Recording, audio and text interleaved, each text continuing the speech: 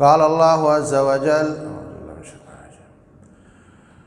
وَإِن يَكَادُ الَّذِينَ كَفَرُوا لَيُزْلِقُونَكَ بِأَبْصَارِهِمْ لَمَّا سَمِعُوا الذِّكْرَ وَيَقُولُونَ إِنَّهُ لَمَجْنُونٌ وَمَا هُوَ إِلَّا ذِكْرٌ لِلْعَالَمِينَ۔ ان آیات میں اللہ تبارک و تعالی نے قرآن حکیم کو ذکر للعالمین کہا ہے۔ قرآن سارے جہانوں کے لیے نصیحت ہے۔ ذکر کا لفظ 3 معانی میں زیادہ معروف ہے۔ ایک تو یہ کہ قرآن ذکر ہے، سنت مصطفیٰ ذکر ہے صلی اللہ علیہ وسلم۔ اللہ تبارک و تعالی فرماتے ہیں وَمَنْ أَعْرَضَ عَنْ ذِكْرِي فَإِنَّ لَهُ مَعِيشَةً ضَنْكًا، جو میرے ذکر سے منہ پھیر کر بائی پاس کر کے زندگی گزارے گا اس کی زندگی تنگ ہو جائے گی۔ وَنَحْشُرُهُ يَوْمَ الْقِيَامَةِ أَعْمَى، ہم اس کو قیامت والے دن آنکھوں سے نبینا کر کے اٹھائیں گے۔ قَالَ رَبِّ لِمَ حَشَرْتَنِي أَعْمَى وَقَدْ كُنْتُ بَصِيرًا، کہے گا یا اللہ 50 سالہ زندگی میں آنکھ دی تھی، 50,000 سالہ زندگی میں مجھے نبینا کر دیا، اس کی کیا وجہ ہے؟ قَالَ كَذَلِكَ أَتَتْكَ آيَاتُنَا فَنَسِيتَهَا، اللہ فرمائے گا تیرے پاس میری آیات آئی تھی تو ان کو بھول گیا تھا۔ فَكَذَلِكَ الْيَوْمَ تُنْسَى، ایسے ہی آج ہم نے تجھے بھلا دیا۔ تو من اعرض عن ذکری، جو میرے ذکر سے منہ پھیرے گا ہم اس کی زندگی تنگ کریں گے، اور اس لیے کہ میری آیات آئی تھیں اور تو بھول گیا تھا، تو ثابت ہوا آیات کو ہی اللہ تعالیٰ نے ذکر کہا ہے۔ اِنَّا نَحْنُ نَزَّلْنَا الذِّكْرَ وَإِنَّا لَهُ لَحَافِظُونَ، ہم نے ہی ذکر نازل کیا ہے اور ہم ہی اس کی حفاظت کرنے والے ہیں۔ اللہ تبارک و تعالیٰ نے قرآن بھی نازل کیا ہے اور سنت مصطفیٰ بھی اللہ تعالیٰ نے ہی نازل کی ہے، دونوں رب کی وحی ہیں۔ اس لیے کہ میرے مصطفیٰ علیہ السلام وَمَا يَنطِقُ عَنِ الْهَوَىٰ إِنْ هُوَ إِلَّا وَحْيٌ يُوحَىٰ، آپ اپنی مرضی سے بات نہیں کرتے، جب بھی بات کرتے ہیں تو اللہ کی وحی ہوتی۔ تو اللہ کا قرآن بھی اور مصطفیٰ علیہ السلام کا فرمان بھی، یہ دونوں ذکر ہیں، اور دونوں کی حفاظت اللہ تبارک و تعالیٰ نے کی ہے۔ اور اللہ اور اس کے رسول کی ذات الگ الگ ہے، بات ایک ہی ہے۔ آیت حدیث کے خلاف نہیں ہو سکتی، حدیث آیت کے خلاف نہیں ہو سکتی، صحیح حدیث کے خلاف نہیں ہو سکتی، آیت کے خلاف نہیں ہو سکتی۔ اگر آپ کو کوئی خلاف بنا کر دکھاتا نظر آتا ہے تو اس کے دماغ کا فطور ہوگا یا اس کے دماغ میں جہالت ہوگی، ورنہ چونکہ دونوں کا منبع ایک ہے اس لیے وہ ایک دوسرے کے خلاف نہیں ہیں۔ افلا یتدبرون القرآن، یہ قرآن میں غور کیوں نہیں کرتے؟ ولو کان من عند غیر اللہ، اگر یہ اللہ کی طرف سے نہ ہوتا کسی اور کی طرف سے بھی ہوتا، لوجدوا فیہ اختلافا کثیرا، اگر منبع ایک نہ ہوتا تو پھر اس میں بہت زیادہ اختلاف ہوتا۔ قرآن میں کوئی اختلاف نہیں، سنت مصطفیٰ میں بالکل اختلاف نہیں ہے، اس لیے کہ اس کا منبع ایک ہے، پیچھے سے ایک ذات ہے جس نے یہ وحی فرمائی ہے۔ وہی رسول ہیں صلی اللہ علیہ وسلم، وہی ان کا چہرہ انور ہے، وہی ان کے ہونٹ مبارک ہیں، وہی زبان مبارک ہے جس سے یہ بات نکلتی ہے کہ ان الفاظ کو قرآن کے طور پر نوٹ کر لو، اور وہی چہرہ مبارک ہے جہاں سے یہ الفاظ نکلتے ہیں کہ یہ قرآن کے طور پر نہیں، اس کو سنت کے طور پر نوٹ کر لو۔ ان کی بات پر اعتبار کرتے ہوئے قرآن کو قرآن مانتے ہو تو ان کی بات پر اعتبار کرتے ہوئے سنت مصطفیٰ کو کیوں نہیں مانتے؟ وہ بھی سند کے ساتھ آیا ہے، یہ بھی سند کے ساتھ آئی ہے، سنت بھی سند کے ساتھ ہے، قرآن بھی سند کے ساتھ ہم تک پہنچا ہے۔ اس کی بھی سندیں ہیں، اس کی بھی سندیں ہیں، اس کے بھی راویوں پر بحث ہے، اس کے بھی راویوں پر بحث کی جاتی ہے۔ تو بہر صورت یہ ذکر الحکیم ہے، یہ ذکر للعالمین ہے، اور اس کی اللہ تعالیٰ نے حفاظت کی ہے دونوں کی۔ تو ذکر کا ایک مطلب ہوتا ہے پوری شریعت، وہ نکاح طلاق کا مسئلہ ہو، وہ وراثت کے مسائل ہوں، آپ ان کو ذکر نہیں مانتے، ذکر تو ہوا اللہ اللہ کرنا، سبحان اللہ الحمدللہ کہنا، یہ تو مسائل ہیں، اللہ تعالیٰ ان کو بھی اپنا ذکر قرار دیتا ہے۔ رسول اللہ صلی اللہ علیہ وسلم فرماتے ہیں مجتمع قوم فی بیت من بیوت اللہ، جب بھی کوئی قوم اللہ کے کسی گھر میں جمع ہو کر قرآن کی تلاوت کرے، قرآن کا درس ہو، سنت مصطفیٰ بیان کی جائے صلی اللہ علیہ وسلم، اللہ تعالیٰ کے فرشتے جن کا ڈیوٹی یہ ہے کہ ایسی مجلسوں کو تلاش کرنا ہے، وہ آ جاتے ہیں۔ ان للہ ملائکۃ سیاحین یبتغون مجالس الذکر، اللہ تعالیٰ نے کچھ فرشتوں کی ڈیوٹی لگائی ہے، ان کا کام ہے پوری زمین پر مجالس ذکر کو تلاش کرنا۔ ہر فرشتہ مثلا 1000 کلومیٹر کو چیک کر رہا ہے، دوسرا اگلے 1000 کو چیک کر رہا ہے، تو کسی ایک کو مجلس نظر آ جاتی ہے، وہ دوسروں کو کہتا ہے ہلوموا الی بغیتکم، او بھائیو سب آ جاؤ، مجھے نظر آ گئے ہیں، فلاں فلاں مسجد میں، فلاں فلاں محلے میں کچھ لوگ جمع ہیں، کام کاج چھوڑ کر جمع ہیں، ایک شخص اللہ کا قرآن سنا رہا ہے، دوسرے اس کو سن رہے ہیں، آؤ جس کو تلاش کرنے آئے تھے وہ مجھے مل گئے۔ سب آ جاتے ہیں، آ کر اس مجلس کو گھیر لیتے ہیں، چاروں طرف سے انشاءاللہ ہماری اس مجلس کو گھیرا ہوا ہے۔ حفتہم الملائکہ، جب یہ انڈیکیٹر کہ اس مجلس کو فرشتوں نے گھیر لیا ہے، تو آسمان والے کی رحمت اوپر سے ان کو ڈھانپ لیتی ہے۔ وَذَكَرَهُمُ اللَّهُ فِي مَنْ عِنْدَهُ، پھر ان کا تذکرہ اللہ تعالیٰ اپنے فرشتوں میں کرتا ہے۔ ان پر جمعہ واجب نہیں، لیکن اللہ تعالیٰ ان کو اسپیشل جمع کر کے بیان کرتا ہے کہ زمین کے فلاں ٹکڑے پر مسجد قائم ہے، وہاں پر ایک آدمی میرا قرآن سنا رہا ہے اور دوسرے لوگ سن رہے ہیں، اور یہ ان کے نام ہے، فرشتوں گواہ ہو جاؤ۔ اللہ اکبر۔ فرمایا من ذکرنی لوحدہ اذکرہ لوحدی، جو مجھے اکیلا یاد کرتا ہے میں اس کو اکیلا یاد کرتا ہوں۔ کتنی بڑی بات ہے، کہاں رب ذوالجلال والاکرام کائنات کو بنانے والا، اور کہاں یہ ناچیز جس کو دنیا والے کچھ نہیں مانتے، دنیا کا رب اس کو کیا سمجھتا ہے۔ فرمایا اگر تم مجھے اکیلے یاد کرو تو میں تمہیں اکیلا یاد کرتا ہوں۔ وَمَنْ ذَكَرَنِي فِي مَلَئٍ أَذْكُرُهُ فِي مَلَئٍ خَيْرٍ مِّنْهُ، اگر آپ مجھے مجلس میں یاد کرو تو میں فرشتوں کو اسپیشل بلا کر کے مجلس میں تمہارا تذکرہ کرتا ہوں۔ اللہ اکبر، یہ رب ذوالجلال ہے، سبحان اللہ۔ فَمَنْ ذَكَرَنِي فِي مَلَئٍ أَذْكُرُهُ فِي مَلَئٍ خَيْرٍ مِّنْهُ، جو مجھے مجلس میں یاد کرتا ہے میں اس کو مجلس میں یاد کرتا ہوں، اور وہ مجلس ان لوگوں سے زیادہ اچھی ہوتی۔ اللہ اکبر۔ تو فرمایا فرشتے گھیر لیتے، آسمان کی رحمت ڈھانپ لیتی، جا کر رپورٹ کرتے ہیں یا اللہ آج ہم گئے تھے خالی ہاتھ نہیں آئے، زمین کے فلاں ٹکڑے پر ہماری رپورٹ کے مطابق ہم نے دیکھا لوگ آپ کو یاد کر رہے تھے۔ اللہ فرماتے ہیں وہ کیا مانگ رہے تھے؟ کہا جنت مانگ رہے تھے۔ اللہ تعالیٰ ہمیں جنت الفردوس عطا فرمائے۔ انہوں نے جنت کو دیکھا ہوا ہے؟ جی دیکھا تو نہیں ہے، اگر دیکھ لیں تو پھر تو وہ شدت کے ساتھ جنت کا سوال کریں گے۔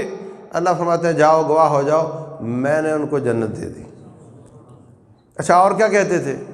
اب اللہ تبارک و تعالیٰ خود جانتا ہے کہ وہ کیا کہتے تھے، اور کیا کہتے تھے؟ یہی فرشتے ہیں نا جنہوں نے کہا تھا اتجعل فیہا من یفسد فیہا ویسفک الدماء، یا اللہ یہ انسان زمین میں جائے گا، خون بہائے گا، فساد مچائے گا۔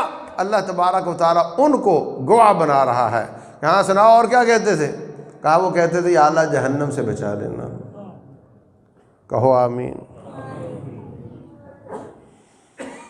اللہ فرماتے ہیں انہوں نے جہنم دیکھی ہے؟ جی دیکھی تو نہیں۔ اچھا اگر دیکھ لے تو؟ وہ کہتے ہیں پھر تو بہت زیادہ اضطراب کے ساتھ جہنم سے پناہ مانگیں گے۔ فرمایا جاؤ گواہ ہو جاؤ، ہم نے ان کو جہنم سے آزاد کر دیا، ہم نے ان کو۔ اور کیا کہتے تھے؟ یہ عالم ہمیں معاف کر دے، جاؤ میں گواہ ہو جاؤ میں نے ان کو معاف کر دیا۔ فرشتے ایک بات کرتے ہیں، یا اللہ اب دیکھو کس رب سے باتیں ہو رہی ہیں جو سینوں کو جانتا ہے، سینوں کے بھید جانتا ہے، اس رب سے بات ہو رہی ہے، اور اللہ کو معلوم ہے کہ کیا دیکھ کر آئے ہیں اور وہ وہاں کیا کر رہے تھے، اور فرشتوں کو معلوم ہے کہ ہمارا رب جانتا ہے۔ فرشتے کہتے ہیں یا اللہ ایک شخص ایسا تھا، اس کو کسی دوست سے کوئی کام تھا، گھر گیا، معلوم ہوا دوست مسجد میں گیا ہوا ہے، تو وہ اپنے کام کی غرض سے مسجد میں آ گیا۔ اس بھائی کو ملنے کے لیے دیکھا وہ مجمع کے بیچ میں بیٹھا ہوا تھا، تو وہ اس کو جا کر بول نہیں پایا، تو 2 منٹ کے لیے وہیں پیچھے بیٹھ گیا، وہ بھی سننے لگ گیا۔ اس کی نیت یہ تھی کہ میں اپنے کام کے لیے آیا ہوں، یہ تجھے یاد کرنے کے لیے نہیں آیا تھا۔ آج آپ نے اتنا نوازا ہے ان کو، اتنا نوازا ہے، جنت کا وارث بنا دیا، جہنم سے آزاد کر دیا، ان کو معاف کر دیا۔ یا اللہ یہ شخص جو اس نیت سے نہیں آیا تھا، اس کے بارے میں کیا خیال ہے؟ اللہ تبارک و تعالیٰ فرماتے ہیں اولئک قوم لا یشقی جلیسہم، یہ ایسے لوگ ہیں ان پر میں یہاں تک راضی ہو گیا ہوں کہ ان کو ویسے ہی ملنے والا بھی بدبخت نہیں ہوگا، میں نے اس کو بھی معاف کر دیا۔ سبحان اللہ۔ تو عزیز بھائیو، اللہ تبارک و تعالیٰ کا قرآن، سنت مصطفیٰ، اس کا تذکرہ صلی اللہ علیہ وسلم، ان کو بیان کرنا، درس دروس، مسائل بیان کرنا، عقیدے کے، عمل کے، یہ بھی اللہ کا ذکر ہے۔ دوسرا مطلب ذکر کا، دوسرا مطلب یہ ہے کہ اللہ کو یاد کرنا، زبان حرکت میں آئے نہ آئے، ہونٹ ہلے نہ ہلے، اللہ کو یاد کرنا۔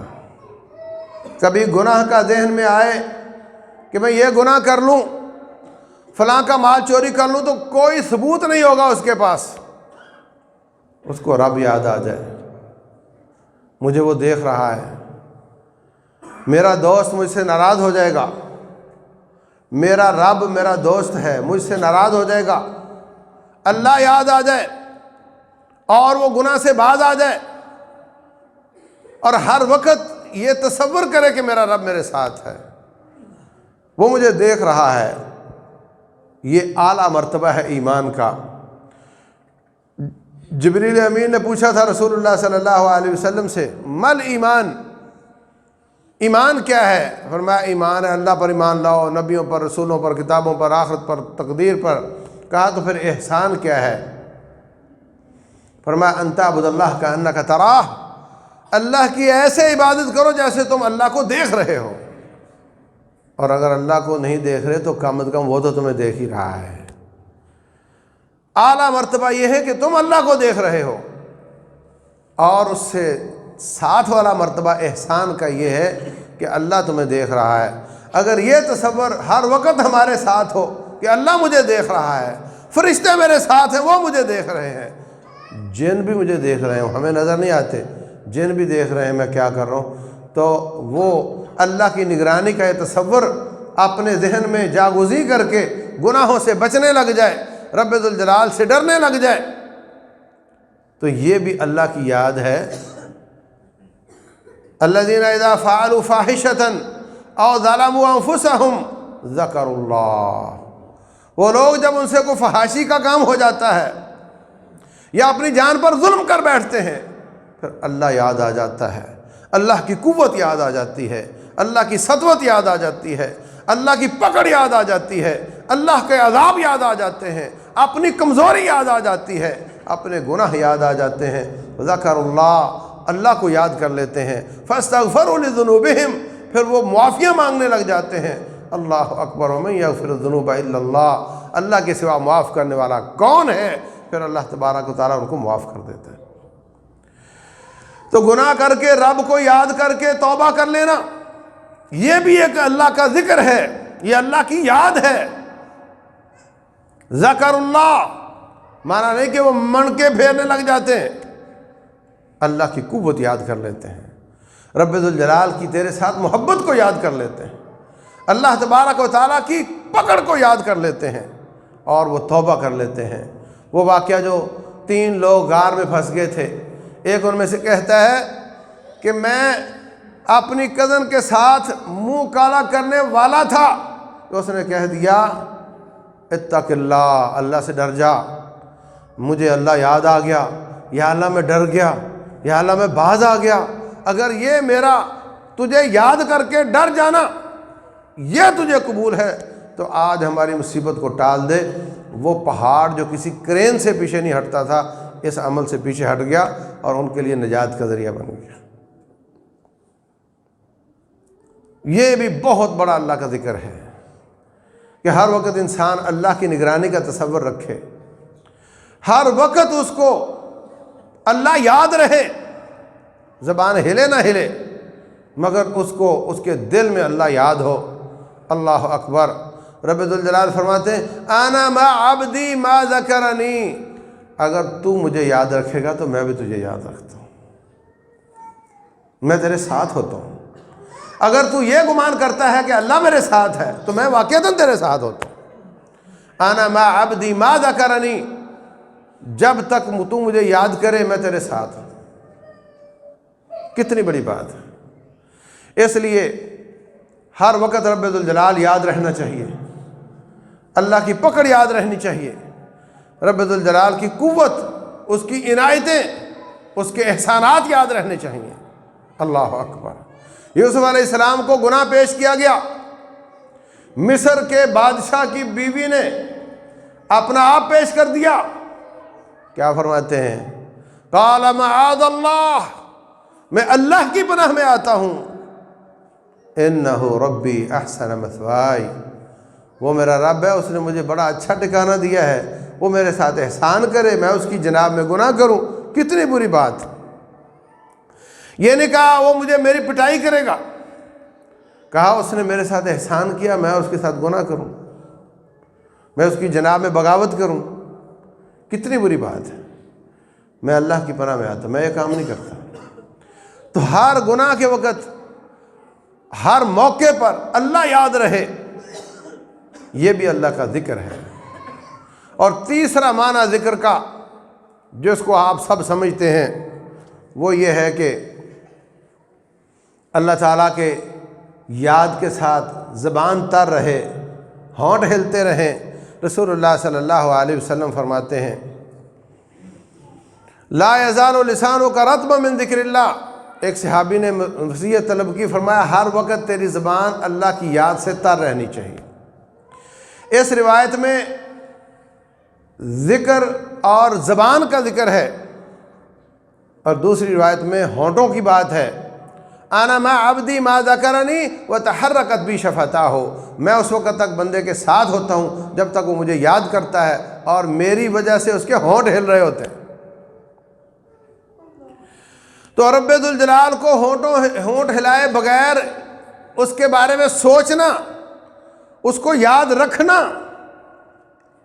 یہ اللہ کے بارے میں فکر ہے، اور رب ذوالجلال کی وجہ سے ہونٹوں کا اور زبان کا ہلنا یہ اللہ کی جناب میں ذکر ہے۔ اس کے بارے میں سوچنا وہ فکر ہے، یہ ذکر ہے۔ فکر کو بھی ذکر کیا لیتے ہیں، جیسے میں نے آپ کے سامنے آیت تلاوت کی، تو اللہ تبارک و تعالیٰ کی وجہ سے زبان کو حرکت میں لانا، اللہ کی وجہ سے ہونٹوں کو ہلانا، یہ بھی بڑی کمال کی عبادت ہے۔ رسول اللہ صلی اللہ علیہ وسلم فرماتے ہیں میں آپ کو ایسی عبادت نہ بتا دوں جو تمہارے گناہ معاف کروانے والی ہو، جو تمہیں رب کا قرب دلانے والی ہو،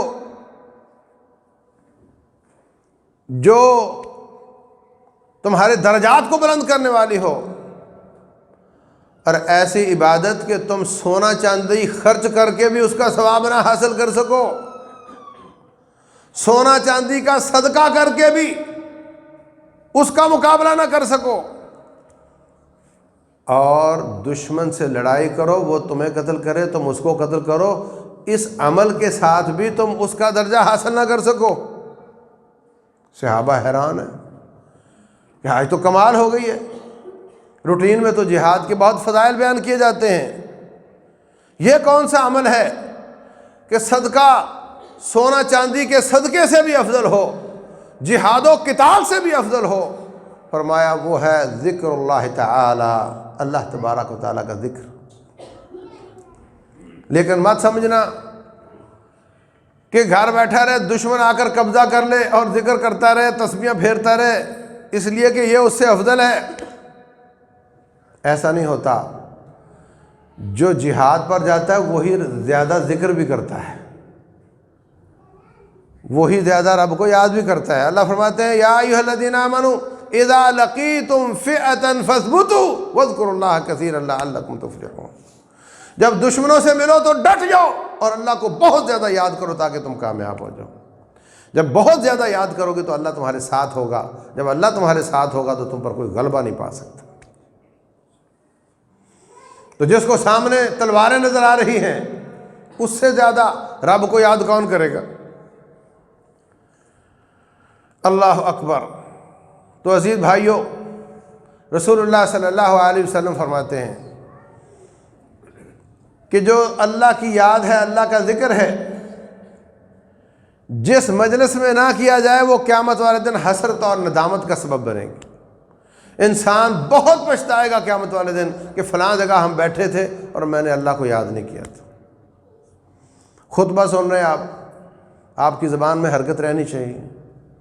سبحان اللہ کہنے پر غور کرنے کی زیادہ ضرورت نہیں پڑتی، اللہ اکبر کہنے پر زیادہ دماغ کا زور نہیں لگتا، یہ چلتا رہے، ساتھ ساتھ خطبہ سنتے رہو۔ رسول اللہ صلی اللہ علیہ وسلم مجلس میں ہیں، مشورے چل رہے ہیں، مشورے دے رہے ہیں، مشورے سن رہے ہیں، اور ساتھ ساتھ صحابہ کرام فرماتے ہیں کہ ہم گن لیتے تھے 70 بار آپ استغفر اللہ پڑھ لیتے تھے۔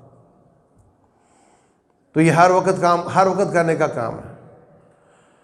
عورتیں گھر کا کام کاج کرتے وقت عادت بنا لیں، سبحان اللہ، الحمدللہ، اللہ اکبر، لا الہ الا اللہ۔ رسول اللہ صلی اللہ علیہ وسلم فرماتے ہیں یہ سب سے بہتر ذکر ہے، اور آپ ان 4-5 جملوں میں سے جس سے ابتدا کر لو کوئی حرج کی بات نہیں۔ یہ بھی نبی کا فرمان ہے کہ جس سے چاہو ابتدا کر لو، کوئی حرج کی بات نہیں۔ اور نمازوں کے بعد کے اذکار باقاعدہ یاد کرنے چاہیے۔ آج کل ہم باجماعت نماز کے بعد باجماعت دعا کرنے کے عادی بن گئے ہیں، اور یہ کام پاک و ہند کے سوا پوری دنیا میں کہیں نہیں دیکھا گیا۔ نماز کے بعد باجماعت دعا، نماز ختم ہوئی، ہاتھ اٹھائے اور دعا کی اور نکل گئے۔ دعا کو باجماعت کر کے لوگوں نے چھٹی کی گھنٹی سمجھ لی ہے کہ جب تک یہ نہ ہوئی کوئی اٹھ نہیں سکتا، اور یہ ہو گئی تو پھر بیٹھنے کا فائدہ کوئی نہیں۔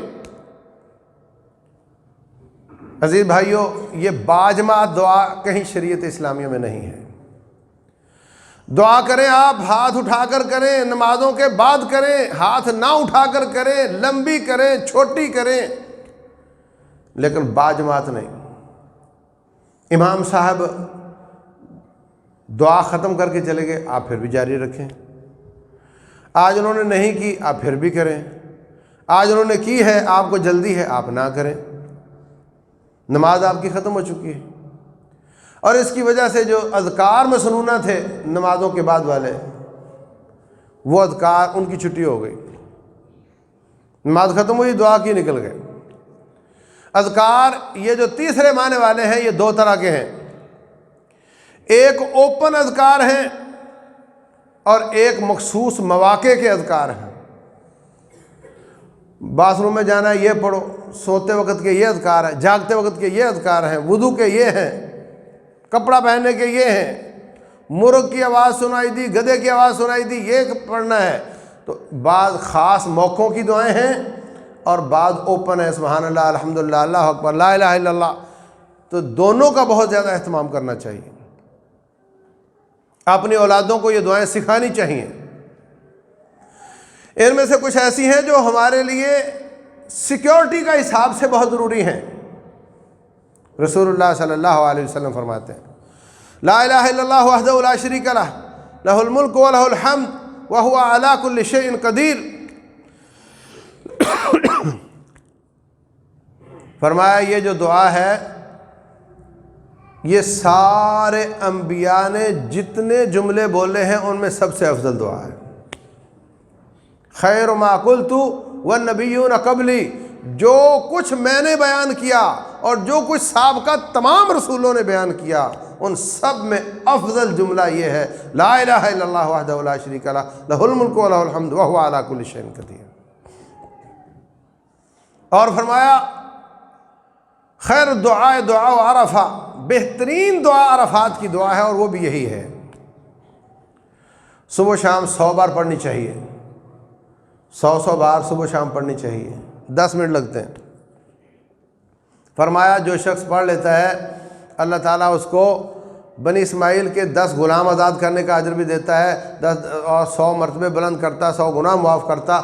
اور لوگ رمضان میں شیطان کی شر سے محفوظ ہوتے ہیں تو مسجدیں زیادہ آباد ہو جاتی ہیں۔ شوال میں شیطان چھوٹ جاتا ہے تو نمازی شلنگ ہو جاتے ہیں۔ فرمایا جو یہ دعا صبح و شام پڑھے گا وہ شیطان کی شر سے محفوظ رہے گا۔ یوں سمجھو اس کا رمضان ختم ہی نہیں ہوا۔ اب جب آپ شیطان کی شر سے محفوظ رہیں گے تو پھر آپ کتنی خیر لے کر آئیں گے اور کتنی شر سے بچیں گے اس کا آپ اندازہ نہیں لگا سکتے۔ اور فرمایا جو شخص یہ پڑھ لیتا ہے نیکیوں کے کمپٹیشن میں اس سے آگے نہیں بڑھ سکے گا۔ ہاں، ایک بندہ، ایک شخص نیکیوں کے کمپٹیشن میں اس سے آگے بڑھ سکتا ہے اور وہ ہے جو یہی دعا اس سے زیادہ پڑھے، اور کوئی نہیں بڑھ سکتا۔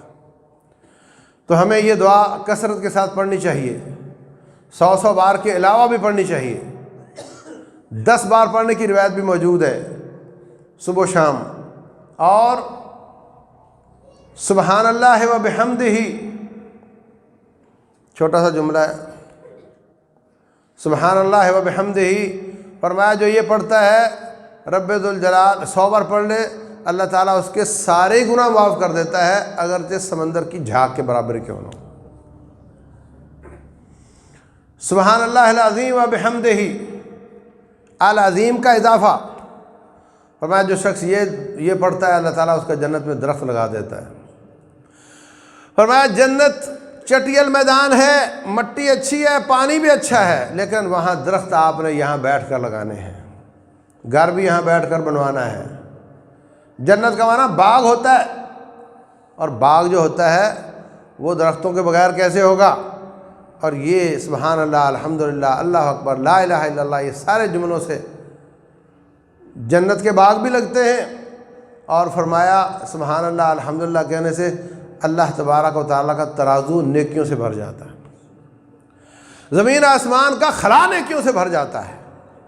اللہ اکبر، بہت زیادہ فضائل ہیں۔ تو جو حسن المسلم ایک چھوٹی سی کتاب ہے، اس میں جیبی سائز تمام مخصوص مواقع کی دعائیں اس میں مذکور ہیں، وہ آپ خرید لیں، جیب میں رکھیں، دیکھ کر پڑھتے رہیں، پھر ایک وقت آئے گا آپ کو یاد ہو جائیں گی۔ اپنی اولادوں کو سکھائیں یہ دعا لا الہ الا اللہ وحدہ لا شریک لہ والی۔ ایک آدمی نے کتاب لکھی جنوں کے نکالنے کے بارے میں، جادو کے علاج کے بارے میں۔ وحید بن عبدالسلام بالی صاحب سعودیہ کے تھے، کہتے ہیں کہ ایک شیطان گھسا ہوا تھا کسی میں نے اس کو کہا نکلو، کہتا میں ایک شرط پر نکلوں گا کہ میں تیرے اندر داخل ہو جاؤں گا۔ میں نے کہا شرط قبول ہے۔ اس سے نکل گیا، 3 دن بعد رو رہا تھا، میں نے سنی آواز، میں نے کہا کیا ہوا؟ کہتا ہے تیرے پہرے دار فرشتے اتنے مضبوط ہیں کہ میں تیرے اندر داخل نہیں ہو سک رہا، ادھر سے بھی گیا ادھر سے بھی گیا، اس لیے کہ تو یہ دعا پڑھتا ہے، لا الہ الا اللہ وحدہ لا شریک لہ لہ الملک و لہ الحمد وہو علی کل شیء قدیر۔ اس میں ایک جملے کا اضافہ کر کے لا الہ الا اللہ وحدہ لا شریک لہ لہ الملک و لہ الحمد یحیی و یمیت وہو حی لا یموت بیدہ الخیر وہو علی کل شیء قدیر، یہ بازار جانے کی دعا بن جاتی ہے۔ اور رسول اللہ صلی اللہ علیہ وسلم فرماتے ہیں جو بازار جاتے وقت یہ دعا پڑھے گا 10 لاکھ نیکیاں ملتی ہیں اس کو، اور صحیح سند کے ساتھ ثابت ہے۔ چھوٹے چھوٹے جملے ہیں، تھوڑی سی محنت ہے، تھوڑا سا خیال رکھنے کی ضرورت ہے، اور نیکیاں ہی نیکیاں ہیں۔ یہ وہ نیکیاں ہیں جن کی ایک ایک نیکی کو ترسو گے قیامت والے دن، اور کوئی دے گا نہیں آپ کو۔ یہاں بیٹھ کر بنا لو، بہت لمبا موضوع ہے، بہت زیادہ آیات اور احادیث اس موضوع کی فضیلت پر وارد ہوئی ہیں، سمجھنے کے لیے جتنا میں نے عرض کیا کافی ہے۔ اللہ تبارک و تعالی عمل کی توفیق دے۔ وما علینا الا البلاغ۔